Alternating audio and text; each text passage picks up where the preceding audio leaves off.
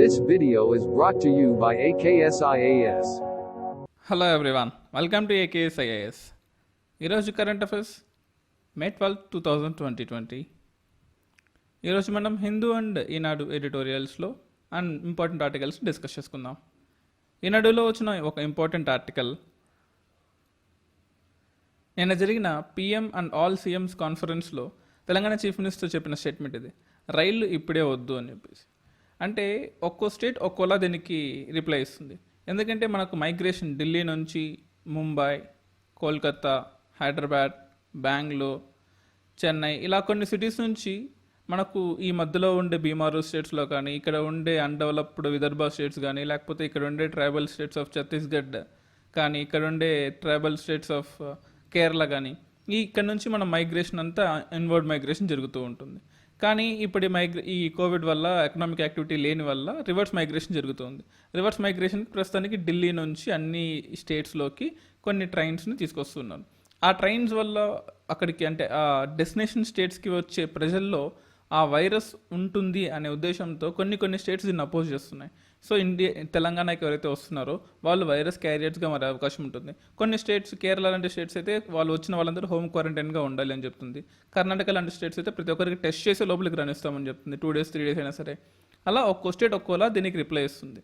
So దీనివల్ల ఒక నేషనల్గా ఒక మనకు హిందూలో ఒక ఎడిటోరియల్ ఉంది, అది మీకు లాస్ట్లో ఎక్స్ప్లెయిన్ చేస్తాను. సో ఆ ఎడిటోరియల్ ఏముందంటే, ఇలా ఒక్కో స్టేటు ఒక్కో టైప్ ఆఫ్ రిప్లై ఇస్తే సెంట్రల్ గవర్నమెంట్కి అది కష్టమవుతుంది. సో సెంట్రల్ గవర్నమెంట్ దానికి తగ్గట్టుగా ఒక రూల్ తయారు చేయాలి, ఈ మైగ్రేషన్ సంబంధించినది ఇంటర్ స్టేట్ మైగ్రేషన్ రూల్స్ దాన్ని ఎక్స్టెండ్ చేసి కొత్త రూల్ తయారు చేయాలని చెప్తుంది. అలాగే ఇక్కడ ఇంకో ఇది కూడా ఉంది.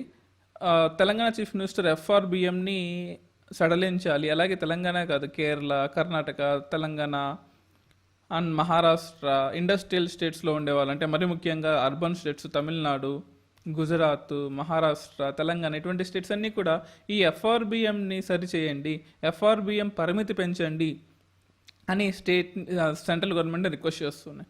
అసలు ఎఫ్ఆర్బిఎం పరిమితి పెంచితే మనకు వచ్చే లాభం ఏంటి, నష్టం ఏంటి అనేది మనం చూద్దాం. ఇప్పుడు మీరు ఇక్కడ చూడొచ్చు, కరోనా వ్యాప్తి నియంత్రణ చర్యల్లో భాగంగా దేశంలో నిలిచిపోసిన ప్రయాణికుల ఇది పక్కన పెడితే రాష్ట్రాల అప్పుల్ని రీషెడ్యూల్ చేయాలని, ద్రవ్య బాధ్యత, బడ్జెట్ నిర్వహణ, ఎఫ్ఆర్బిఎం పరిమితి పెంచాలని, ఏ రాష్ట్రానికి చెందిన వలస కూలీలను ఆ రాష్ట్రంలోనే అనుమతించాలని సీఎం సూచించారు. ఇక్కడ మనకు కావాల్సింది ఎఫ్ఆర్బిఎం యాక్ట్. సో ఈ ఎఫ్ఆర్బిఎం యాక్ట్లో మనకు ఉండే ప్రొవిజన్స్ అంటే మనం చూద్దాం. ఇప్పుడు ఇది 2003లో అమలు చేయబడింది. ఈ physical responsibility and budgetary management act ఏదైతే ఉందో, బడ్జెట్ నుంచి మీరు ఎంత అప్పుగా తీసుకొని మీ డైలీ యాక్టివిటీస్ని కొనసాగించవచ్చు. ఫర్ ఎగ్జాంపుల్, ఒక ఎకానమీ రన్ అవ్వాలంటే ఫర్ ఎగ్జాంపుల్ దానికి మనీ అనే బొగ్గు కావాలి. ఆ మనీ అనే బొగ్గు బయట దేశాల నుంచి తెచ్చుకొని యూజ్ చేసుకోవచ్చు, మన ఓన్ కంట్రీలో ప్రొడక్షన్ చేసుకొని ట్రైన్ రన్ చేయొచ్చు. సో బయట దేశాల నుంచి తెచ్చుకునే కానీ, లేకపోతే ఎక్స్టర్నల్ కమర్షియల్ బారోయింగ్ కానీ, లేకపోతే పీపుల్ నుంచి తీసుకునే బారోయింగ్ కానీ, లేదా కొత్త కరెన్సీ ప్రింట్ చేసి తీసుకునే బారోయింగ్ కానీ ఎంతవరకు ఉండాలి అనే రిస్ట్రిక్షన్స్ పెట్టేదే ఈ ఎఫ్ఆర్బిఎం యాక్ట్. ప్రస్తుతము దీన్ని 3% ఆఫ్ జీడిపి వరకు తీసుకోవచ్చు. అంటే ప్రతి సంవత్సరం మన అప్పులు అనేది, మన ఫిజికల్ రెస్పాన్సిబిలిటీ అంటే మన ఫిజికల్ మేనేజ్మెంట్లో ఉండే అప్పులు ఆల్మోస్ట్ 3% వరకు, మన బడ్జెట్లో ఉండే 3% వరకు తీసుకోవచ్చు. కానీ ఎప్పుడైనా విపత్కర పరిస్థితులు ఎదురైతే ఈ 3% నుంచి ఎక్స్క్లూజివ్ క్లాస్ అంటాం, లేదా ఎస్కేప్ క్లాస్ అంటాము. సో 3 నుంచి 3.5కి, లేదా 3.1, 3.2, 3.5, 4కి కూడా వెళ్ళే అవకాశం ఉంటుంది. అంటే 4% ఆఫ్ బడ్జెట్ని కూడా బయట నుంచి మనం అప్పుగా తీసుకొని రన్ చేయొచ్చు. ఇది జనరల్గా 2009 నుంచి 2014 వరకు ఆల్మోస్ట్ 4.5 రేంజ్లో కూడా బయట నుంచి ఎక్స్టర్నల్ కమర్షియల్ బారోయింగ్, బయట దేశాల నుంచి అప్పుల్ని తీసుకుని ఎకానమీని రన్ చేసి జరిగిన సిచ్యువేషన్స్ కూడా మనకున్నాయి. సో అప్పట్లోనే మనం చాలా ఇబ్బంది పడ్డాం. కానీ ఇప్పుడు మళ్ళీ ఈ ఎఫ్ఆర్బిఎం యాక్ట్ని ఇంక్రీజ్ చేసి, దాని యొక్క లిమిట్ని ఇంక్రీజ్ చేసి, అంటే అప్పు తీసుకునే స్పేస్ని ఇంక్రీజ్ చేసి ఎకానమీని రన్ చేస్తే మనం దాన్ని సర్వే అవ్వగలమా, మనం దాని నుంచి ఓవర్కమ్ అవ్వగలమా అనేది ఆర్టికల్ దీనిలో ఇన్సిస్ట్ చేశారు. చూడొచ్చు మీరు, ఆర్థిక నిర్వహణ మరియు దీర్ఘకాలిక స్థూల ఆర్థిక స్థిరత్వంలో లేదా అంతర్తరం ఈక్విటీని నిర్ధారించడానికి కేంద్ర ప్రభుత్వాన్ని బాధ్యత వహించడమే దీని లక్ష్యం.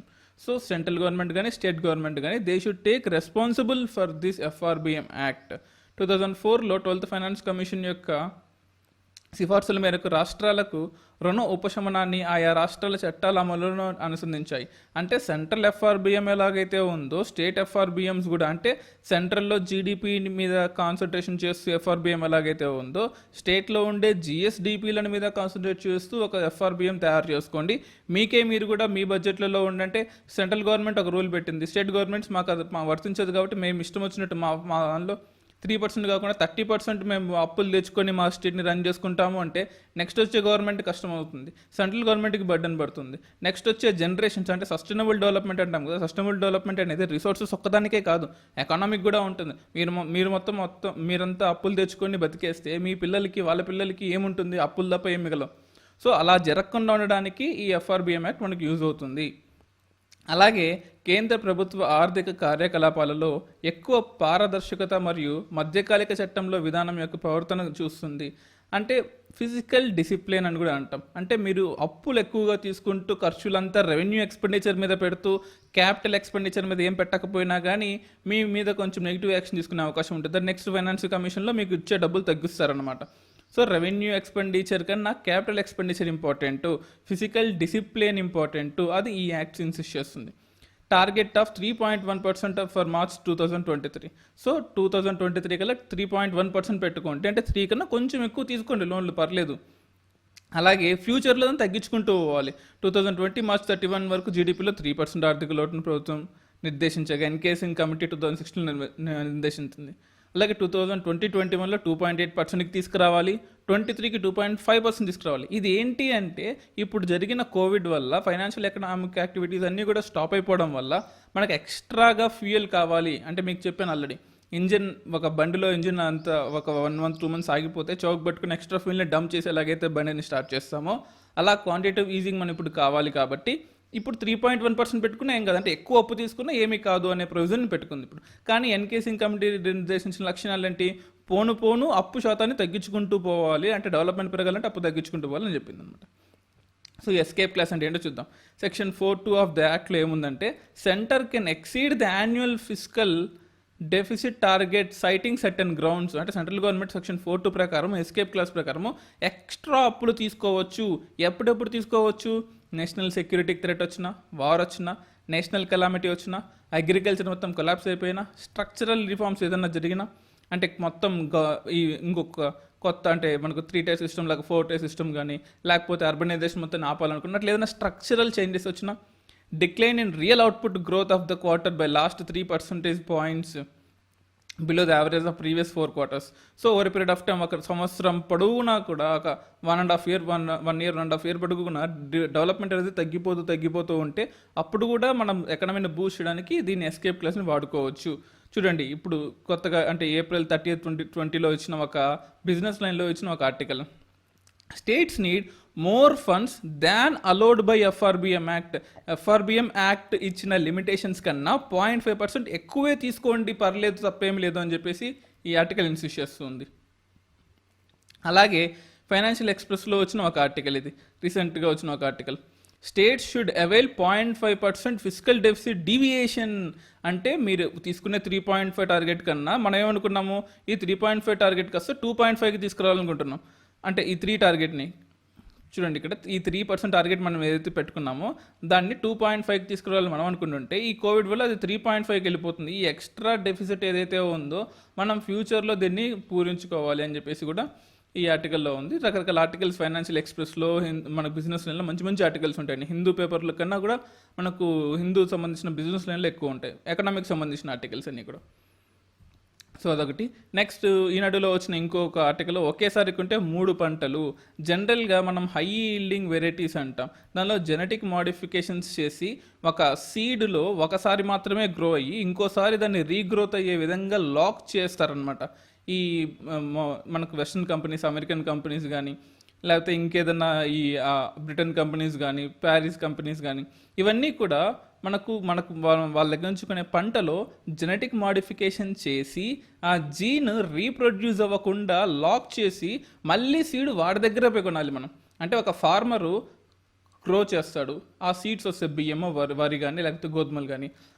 ఒక 90% క్రాప్ని అమ్ముకొని మిగతా 10%తో మళ్ళీ అవే సీడ్స్ని స్టోర్ చేసి మళ్ళీ ఆ సీడ్స్ నుంచి మళ్ళీ పంట తీసుకొస్తారు. ఒకప్పుడు అలాగే జరిగేది. ఈ గ్రీన్ రెవల్యూషన్ రాకముందు అలాగే జరిగేది. సో ఈ గ్రీన్ రెవల్యూషన్ మంచిదే, కానీ బయాస్డ్ గ్రీన్ రెవల్యూషన్ కూడా అంటాం. అంటే ఇది స్వామినాథన్ చెప్పింది, నేను చెప్పింది కాదు.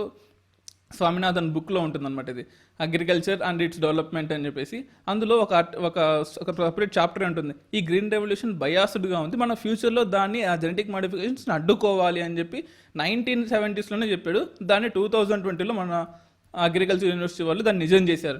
అంటే చూడండి, ఒకసారి వేసిన పంట 3 పంటలకి అదే సీడ్స్ వాడుకోవచ్చు అనమాట. అంటే అమెరికన్ మోడల్ ఆఫ్ గ్రోత్కి, అమెరికన్ మోడల్ ఆఫ్ క్యాపిటలిస్ట్ సొసైటీకి మనం రివర్స్లో వెళ్ళామన్నమాట. ఇంకా చెప్పాలి అంటే ఒకసారి విత్తనం సో చేస్తే ఆ ట్రీ గ్రాస్ కానీ, లేకపోతే మనం జనరల్గా వీటిని కానీ రైస్ని కానీ గ్రాస్ పంటలు అంటాం, ఫారెస్ట్ ట్రీస్ అన్న కూడా వీటిని. ఈ గ్రాస్ పంటల నుంచి వచ్చిన సీడ్స్ని మళ్ళీ రీప్లాంట్ చేయొచ్చు, మళ్ళీ దాని నుంచి వచ్చిన దాన్ని మళ్ళీ రీప్లాంట్ చేయొచ్చు, మళ్ళీ దాని నుంచి వచ్చిన దాన్ని మళ్ళీ రీప్లాంట్ చేయొచ్చు, అలా 3 times చేయొచ్చు అనమాట. So thanks to Jayashankar agricultural university Hyderabad. So ఇది one of the greatest inventions, అంటే not invention but discoveries of modern India అనుకోవచ్చు. అంటే అంతే క్వాంటిటీ ప్రొడ్యూస్ చేస్తూ 3 times క్రాస్ తగ్గించాం. చూడండి, జనరల్ క్వింటాల్కి సన్న రకం సాంబా మసూరి మనకు ఆల్మోస్ట్ 9,000 పడుతుంది. జనరల్గా 9,000 పడేది ఇప్పటి నుంచి కూడా మనం చూడండి, ఇక్కడ ఆల్మోస్ట్ 9,000 దాకా ఖర్చు అవుతుంది. ఇప్పటి నుంచి మనకు కేవలం 3,100తోనే ధర చెబుతుంది. అట్ ది సేమ్ టైం 6,300 ఆదా అవుతుంది. So thanks to Jayashankar university, that's very great news for the Indian next coming years. అంటే ఈ కోవిడ్ టైంలో కొంచెం రిలీఫ్ లాంటిది అనుకోవచ్చు. నెక్స్ట్ ఇంకో ఆర్టికల్ కూడా ఉంది, ఎంఎస్ఎంఈ రంగానికి అధిక ప్రాధాన్యత నితిన్ గడ్కరీ. గత 5 to 6 daysగా కానీ ప్రతిరోజు ఎంఎస్ఎంఈకి సంబంధించిన హిందూ పేపర్లో, ఈనాడు పేపర్లో, బిజినెస్ లైన్లో, టైమ్స్ ఆఫ్ ఇండియాలో ప్రతి ఒక్క రోజు అట్లీస్ట్ 3 to 4 articles ఉన్నాయండి. సో ఎప్పుడైనా సరే ప్రెజర్ గ్రూప్స్, ఈ న్యూస్ పేపర్స్ ప్రెజర్ పెడితేనే గవర్నమెంట్ కూడా కొంచెం దాని మీద యాక్ట్ అవుతుంది. సో ఎంఎస్ఎంఈ రంగానికి మేము ఆదుకుంటాము అని చెప్పేసి నితిన్ గడ్కరీ ఇచ్చారనమాట, micro small and medium enterprises అని చెప్పేసి. సో ఇదంతా నెక్స్ట్ పొలిటికల్గా ఉంటుంది, మనకు అనవసరం. బట్ ఎంఎస్ఎంఈ స్టూడెంట్, మీకు బిఫోర్ క్లాస్లో కూడా చెప్పాను, ఎంఎస్ఎంఈ యొక్క ఎలిజిబిలిటీ ఏంటి, సర్వీస్ సెక్టర్లో ఎంఎస్ఎంఈకి ఎంత లోన్ల వరకు ఎలిజిబిలిటీ ఉంటే ఎంఎస్ఎంఈ అంటారు, క్యాపిటల్ ఎంతవరకు ఉంటే. అలాగే ఇండస్ట్రియల్ సెక్టార్లో, మ్యానుఫ్యాక్చరింగ్ సెక్టార్లో ఎంఎస్ఎంఈకి ఎంతవరకు ఉంటే దాన్ని ఎంఎస్ఎంఈ అంటారు, మైక్రో స్మాల్ మీడియం అని ఎలా క్లాసిఫై చేస్తారని ఒక ఆర్టికల్లో మీకు చెప్పాను. అలాగే ఎంఎస్ఎంఈలో అప్పుడు చెప్పిన ఇంకో పాయింట్ ఏంటంటే, micro small and medium enterprises occupying. ఈ ఒక్క పాయింట్ని గుర్తుపెట్టుకుంటే మీరు ఖచ్చితంగా మీ ప్రిలిమ్స్లో కానీ మెయిన్స్లో కానీ యూజ్ అవుతుంది. చూడండి, ప్రతి సబ్జెక్ట్లో 50 facts ఉంటాయి. 50 facts మినిమం. అంటే it can be Geography, economy, environment, history, లేకపోతే మనకు ఎకాలజీ, ఎన్విరాన్మెంట్, డిజాస్టర్ మేనేజ్మెంట్, ఇలా ప్రతి ఒక్క సబ్జెక్ట్లో 50 ఫార్ములా యూజ్ చేయండి. 50 facts అంటే నిద్రపోతున్న ప్లేస్ అడిగినా సరే 50 facts చెప్పగలిగేలా ఉండాలి. అలా ఎకానమీలో సంబంధించిన కొన్ని ఇంపార్టెంట్, ఆ 50 factsలో ఖచ్చితంగా గుర్తుపెట్టుకోవాల్సిన ఒక 2-3 facts ఈ ఆర్టికల్లో మీకు ఉన్నాయి. ప్లీజ్ వీటిని నోట్ చేసుకొని ఒక ఫైల్లా క్రియేట్ చేసుకొని పెట్టుకోండి. సో ఇక్కడ ఏముందంటే, in terms of output 45% of the manufacturing output మొత్తం ఎంఎస్ఎంఈ నుంచే మనకు వస్తుంది. అలాగే ఎక్స్పోర్ట్స్కి సంబంధించినది 40% ఆఫ్ టోటల్ ఎక్స్పోర్ట్స్ కూడా ఇలాగే ఉంటుంది. అండ్ ఎంప్లాయ్మెంట్లో కూడా almost 69 million persons in over 29 million units through out the country. అంటే యూనిట్స్ అంటే ఇండస్ట్రీ అనుకోవచ్చు, 16 million అంటే పాపులేషన్ అనుకోవచ్చు. సో ఎంప్లాయ్మెంట్ కూడా ఈ రేంజ్లో ఉంటుంది. ఇదేంటి, ఈ 69 million పాపులేషన్ 6.9 కోట్లు కేవలం ఆర్గనైజ్డ్ సెక్టారే. అన్ఆర్గనైజ్డ్ సెక్టార్లో ఇంకా చాలామంది ఉన్నారు. ఆల్మోస్ట్ 90% అన్ఆర్గనైజ్డ్ సెక్టర్ ఎంప్లాయ్మెంట్ అందరూ కూడా ఎంఎస్ఎంఈ కిందకు వస్తారు. అది వేరే మనకు ఫ్యాక్ట్ అనమాట. ఈ ఫ్యాక్ట్స్ మీరు ఖచ్చితంగా గుర్తుపెట్టుకోండి, నోట్స్ గుర్తు చేసుకోండి. అలాగే నెక్స్ట్ ఇంకో ఆర్టికల్ కూడా ఉంది, విపత్తుల్లో నేర్పుతున్న పాఠాలు. ఇది ఈ ఎడ్యుకేషన్, ఈ లెర్నింగ్ గురించి ఈ ఆర్టికల్ అనమాట.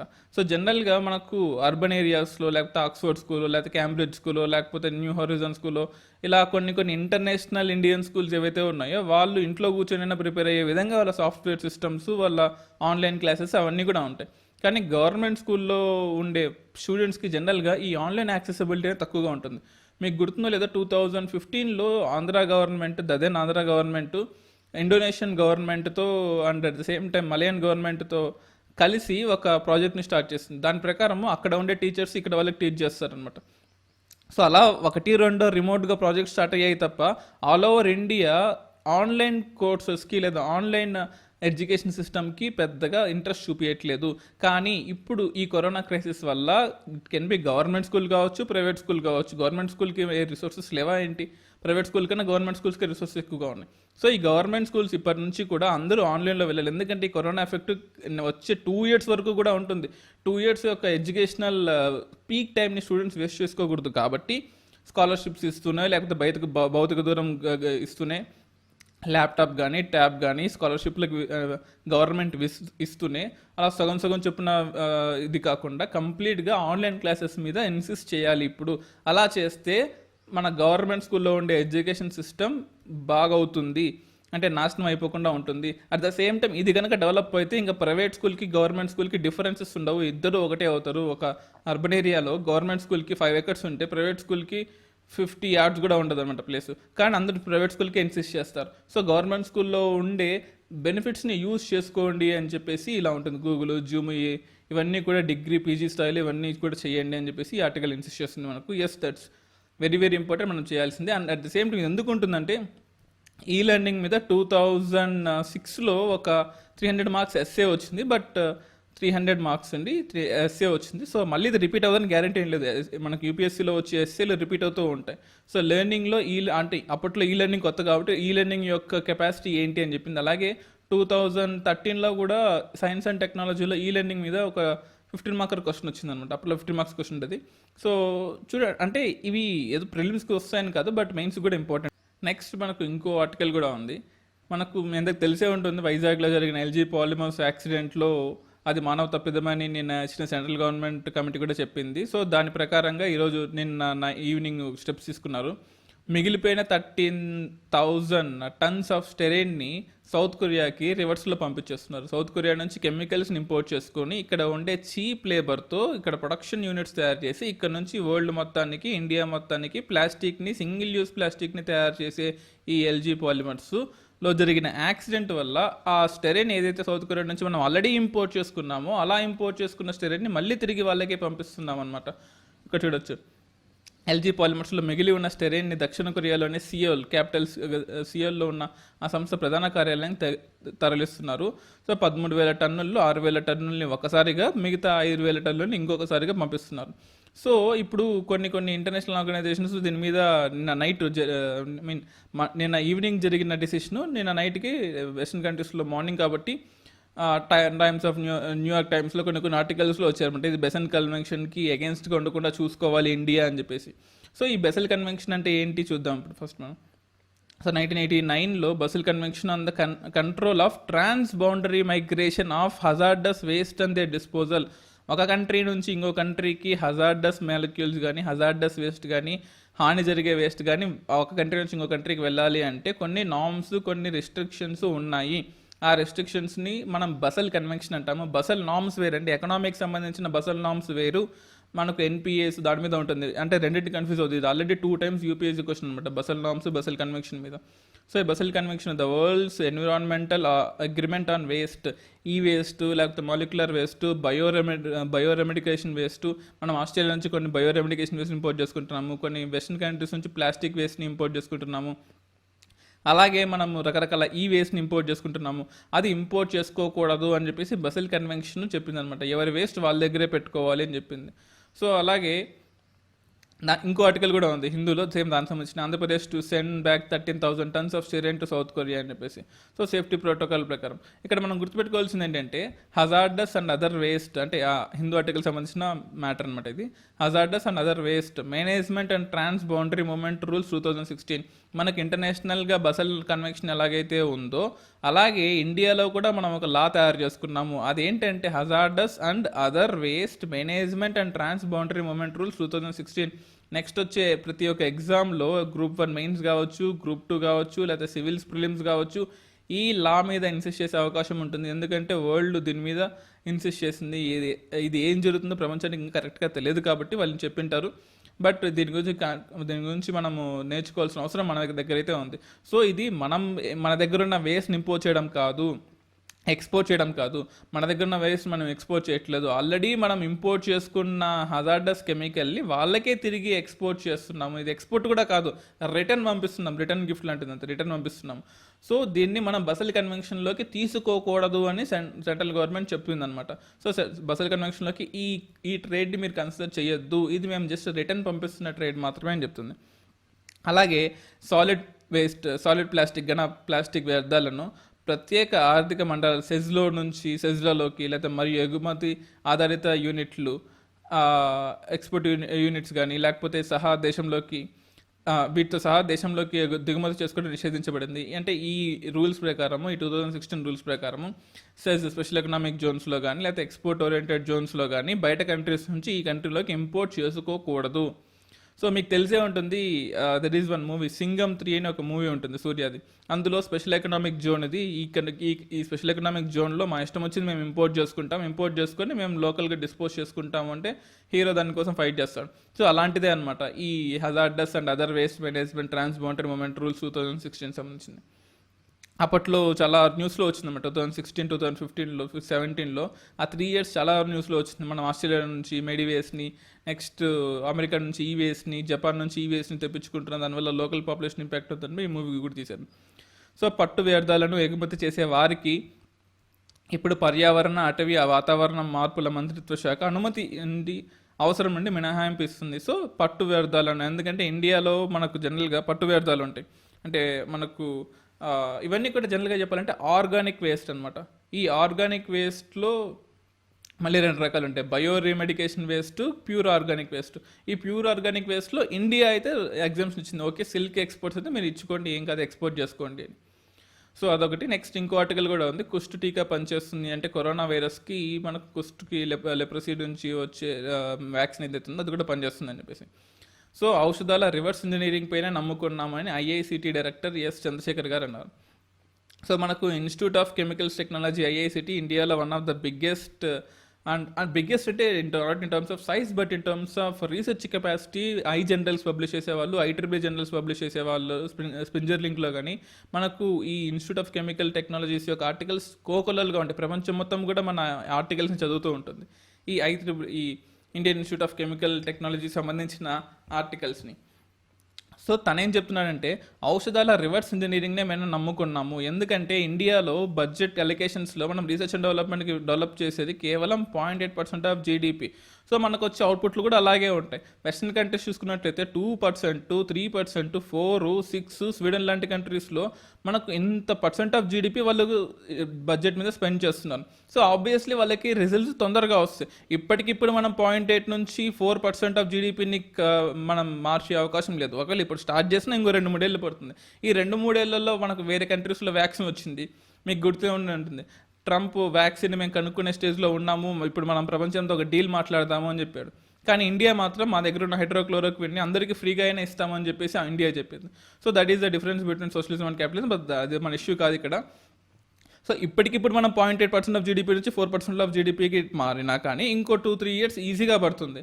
సో ఈ టైంలో మనం ఏం చేయాలి, వ్యాక్సిన్ సంపాదించాలి అంటే రివర్స్ ఇంజనీరింగ్. చూడండి, reverse engineering is a beautiful concept. Beautiful అంటే ఇది non pirated concept. Council of scientific and industrial research CISR మనకు గుర్తే ఉంటుంది.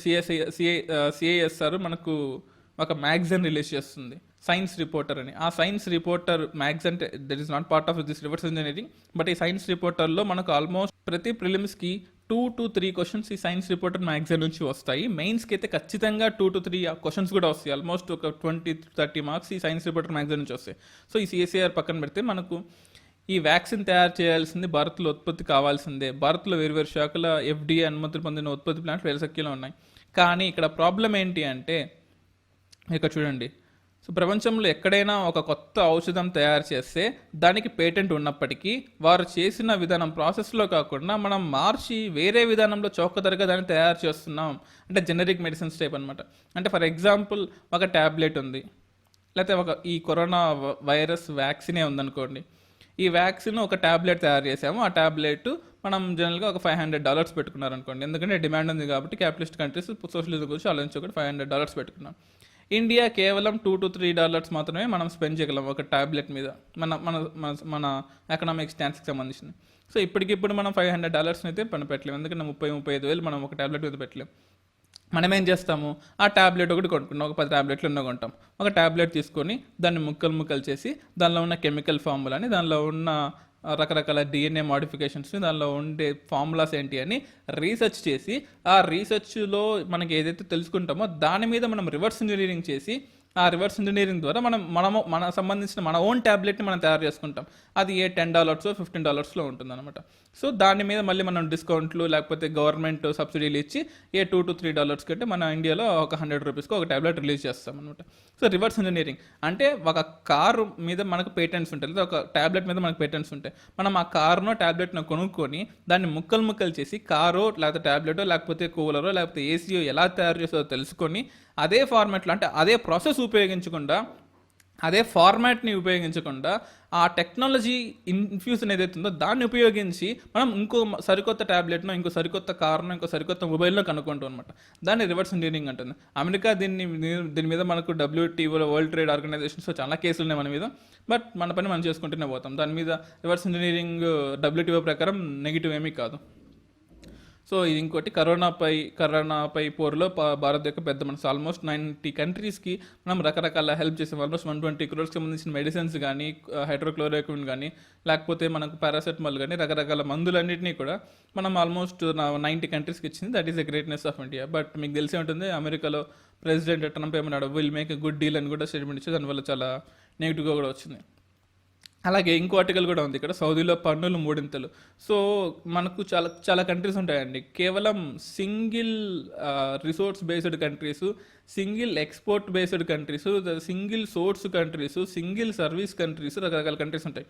అంటే ఆ కంట్రీలో ఆ సర్వీస్ తప్ప, ఆ ఎక్స్పోర్ట్ తప్ప, ప్రొడక్షన్ తప్ప ఇంకా ఏమీ ఉండదు అనమాట. సో ఆ కంట్రీలో ఎప్పుడైనా సరే అటువంటిది ఎప్పుడైనా ఇబ్బంది కలిగితే, అటువంటి ప్రొడక్షన్ యూనిట్కి ఎప్పుడైనా ఆటంకం కలిగితే ఆ కంట్రీ యొక్క ఎకానమీ కొలాప్స్ అయ్యే అవకాశం ఉంటుంది. ఇండియా అలా కాదు, వీఆర్ ఏ డైవర్స్ కంట్రీ. మన దగ్గర అగ్రికల్చర్ లేకపోతే, అఫ్కోర్స్ అగ్రికల్చర్ అయితే అందరికీ బాధే, అగ్రికల్చర్లో నెగిటివ్ వస్తే మనం ఇండస్ట్రీస్ మీద కాన్సన్ట్రేట్ చేస్తాం, ఇండస్ట్రీస్ మీద నెగిటివ్ వస్తే మన సర్వీస్ సెక్టర్ మీద నెగిటివ్ వస్తే మళ్ళీ అగ్రికల్చర్కి వెళ్తాం. అలా రకరకాలుగా ఉన్న Indian type of economic system వేరు. సౌదీ లాంటి ఆయిల్ ఎక్స్పోర్ట్స్ మీద మాత్రమే బతికే కంట్రీస్ వేరు అనమాట. సో దానివల్ల ఎప్పుడైతే ఇటువంటి ఏరియాస్లో ఆయిల్ అనేది ఎవరు ఇంపోర్ట్ చేసుకోవట్లేదో, రివర్స్గా డబ్బులు ఇచ్చి మరి ఇంపోర్ట్ చేసుకోండి అని స్టోరేజ్ ఫెసిలిటీస్ యూజ్ చేస్తున్నారో, అటువంటి టైంలో వీళ్ళకి ట్యాక్సెస్ ఉండవు. ట్యాక్సెస్ లేని చోట 5% నుంచి 15% ట్యాక్స్ పెంచారంట. సో ఆఫ్ కోర్స్ మీరు ఎక్స్పెక్ట్ చేసి ఇట్లా ఉంటుందని. నెక్స్ట్ ఇంకోటి, కార్మిక చట్టాలను సవరణ అడ్డుకోండి.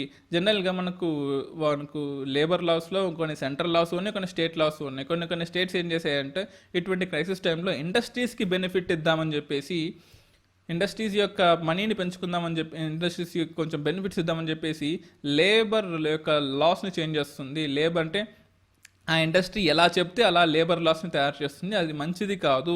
ఒక్కో స్టేట్ ఒక్కో లేబర్ లాస్ని, వాళ్ళ ఓన్ లేబర్ లాస్ని అమెండ్మెంట్ చేసుకుంటూ పోతుంది. అలా చేస్తే కనుక లేబర్ యొక్క సెక్యూరిటీ, లేబర్ యొక్క ఫ్యాక్టర్స్, లేకపోతే లేబర్ యొక్క సోషల్ సెక్యూరిటీ థ్రెట్ అయ్యే అవకాశం ఉంటుంది. మీరు ఇక్కడ కూడా చూడొచ్చు. ఇంకో మనకు హిందూ ఎడిటోరియల్లో మెయిన్ ఆర్టికల్ కూడా ఉంది, equal freedom and forced labour. So freedom ఈక్వల్గా ఉండాలి. COVID-19లో removing of labour laws by different states, ఒక్కో లేబర్ లాస్ని తీసేస్తూ ఉంటుంది.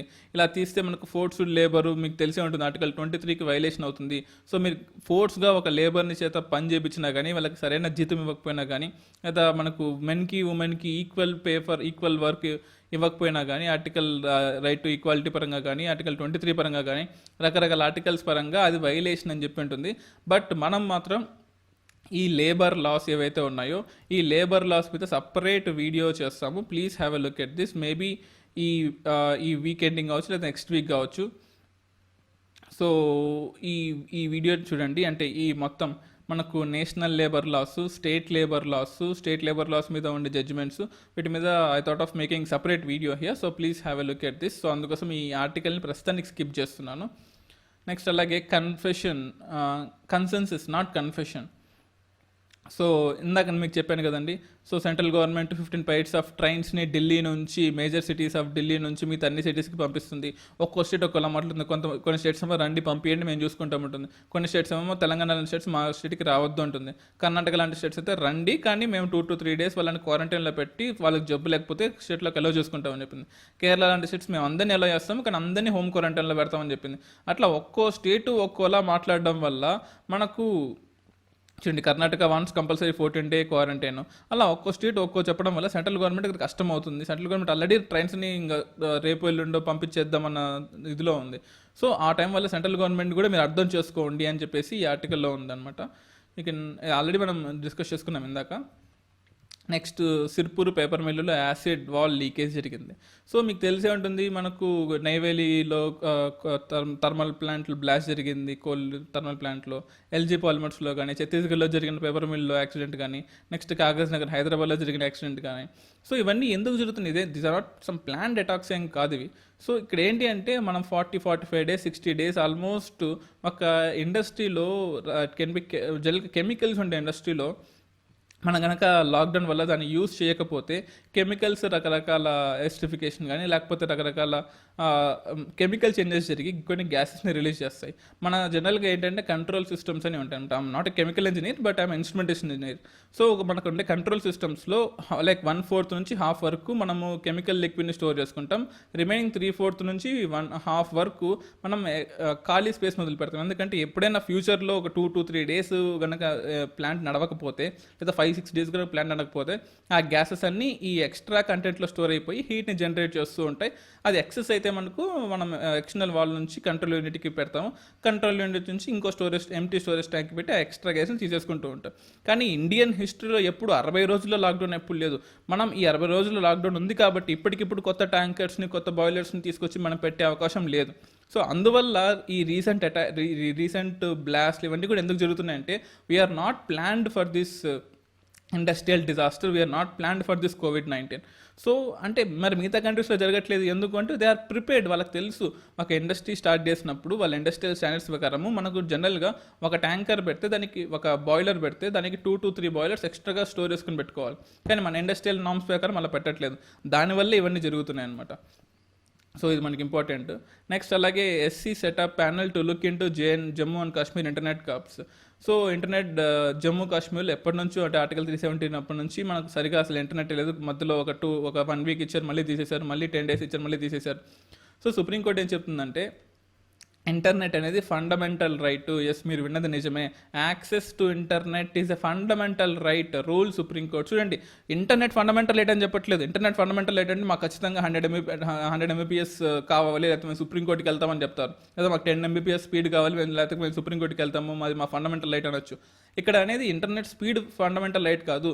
యాక్సెస్ టు ఇంటర్నెట్, అది 1 Mbps కావచ్చు, 1 kbps కావచ్చు, లేకపోతే 1/2 kbps కావచ్చు, లేకపోతే 1 gbps కావచ్చు, ఏదైనా కావచ్చు. యాక్సెస్ టు ఇంటర్నెట్ అది ప్రైవేట్ ప్లేయర్స్ పబ్లిక్ ప్లేయర్స్ మీద ఉంటుంది, వాళ్ళు ఎంత స్పీడ్లు ఇచ్చుకుంటారని. కానీ యాక్సెస్ టు ఇంటర్నెట్ ఉంది చూసారా, ఇది చాలా చాలా important. Internet is fundamental right అంటే తప్పు. ఇంటర్నెట్లో రకరకాలు ఉంటాయి. అది డౌన్లోడ్ ఇంటర్నెట్ కావచ్చు, అప్లోడ్ స్పీడ్ కావచ్చు, లేకపోతే ఇంటర్నెట్ అవైలబిలిటీ కావచ్చు, రకరకాలు ఉన్నాయి. యాక్సెస్ టు ఇంటర్నెట్ ఈ వర్డ్ చాలా చాలా ఇంపార్టెంట్. అంటే ఇంటర్నెట్కు కావాల్సిన యాక్సెస్ ఇవ్వండి, యాక్సెస్ని అడ్డుకోకూడదు అని చెప్పేసి సుప్రీంకోర్టే చెప్పింది 2020. సో కరోనా కోవిడ్ ముందు జరిగిన ఇదనమాట ఇది.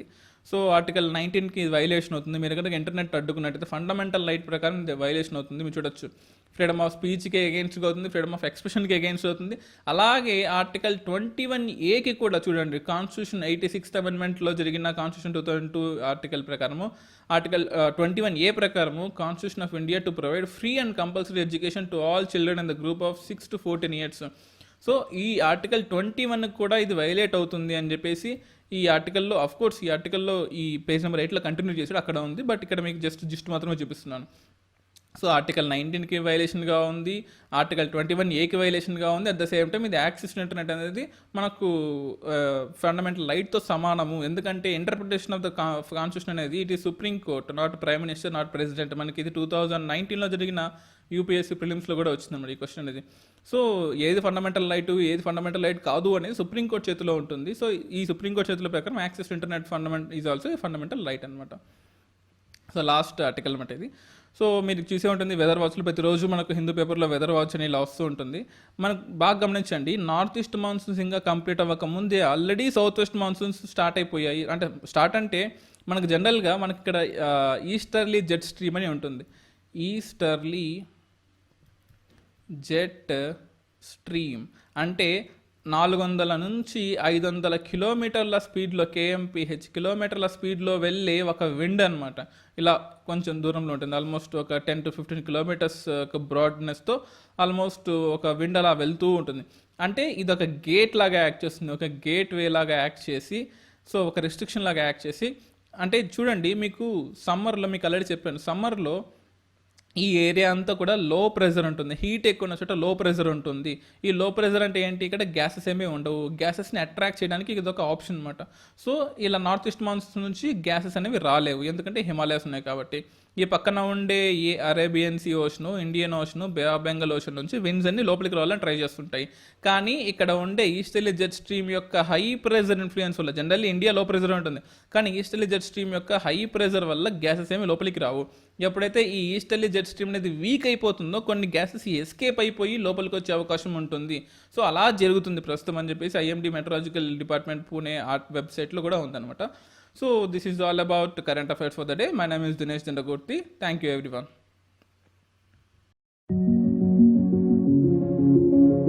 This video is brought to you by AKSIAS.